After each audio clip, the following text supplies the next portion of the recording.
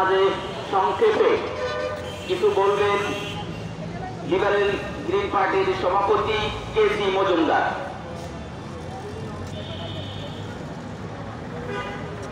উপস্থিত ধন্যবাদ উপস্থিত নেতৃবৃন্দ এবং সাংবাদিক ভাই ও বোনেরা, অত্যন্ত ভারাক্রান্ত হৃদয় দিয়ে আমরা আজকে লক্ষ্য করলাম আজকে জাতির গৌরবান্বিত যে স্বাধীনতা দিবস 26শে মার্চ, এটি কোনো জলের দাম দিয়ে কেনা স্বাধীনতা নয়।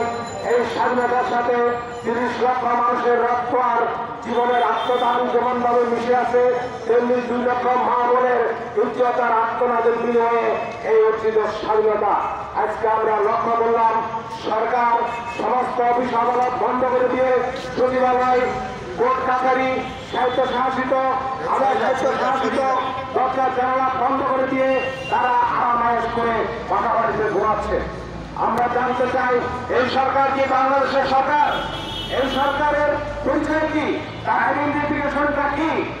আমরা লক্ষ্য করছি কিছু ধর্মভিত্তিক রাজনৈতিক দল দেশে যে ধরনের গোলযোগ এবং অস্থিতিশীলতা তৈরি করছে, খুন, ডাকাতি, ছিনতাই, নারী নির্যাতন, নারী দর্শন, তৈরি জনতার নামে নানান রঙে, নানান রূপে, নানান ব্যাপারে সাধারণ শান্তিকামী মানুষকে একের পর এক নির্যাতন, খুন, দর্শন চালিয়ে আছে।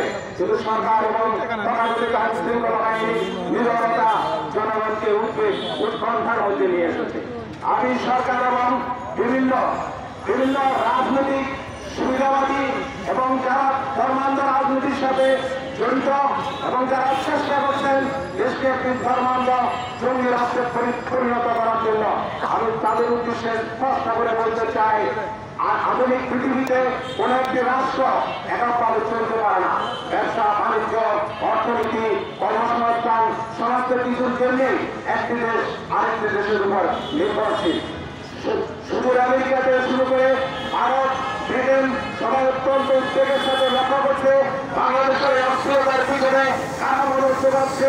আগামীতে বাংলাদেশের শাসন কাঠামো কি উত্থিত জঙ্গিবাদের হাতে যাবে, নাকি গণতন্ত্রকামী মানুষের হাতে থাকবে, নাকি শোষিত বঞ্চিত মানুষের নির্বাচিত প্রতিনিধির হাতে থাকবে, একটি গুরুত্বপূর্ণ প্রশ্ন হয়ে দাঁড়িয়েছে। যারা এই ধরনের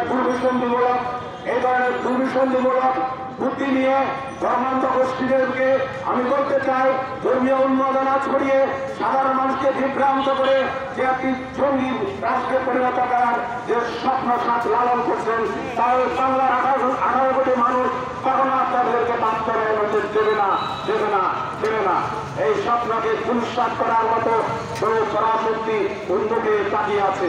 যদি আপনি চান এদেশকে সিরিয়া বানানোর জন্য, এদেশকে আফগানিস্তান, পাকিস্তান বানানোর জন্য, এখানকার শান্তিকামী স্বাধীনতাকামী মানুষ এটা কখনোই বাস্তবায়ন হতে দেবে না। ওদের শেষ রক্তবিন্দু দিয়ে তারা আপনাদেরকে প্রতিহত করবে।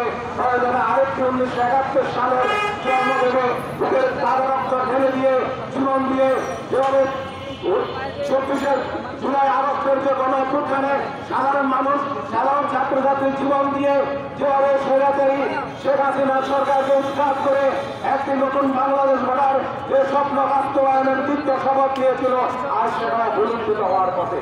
কিন্তু আমরা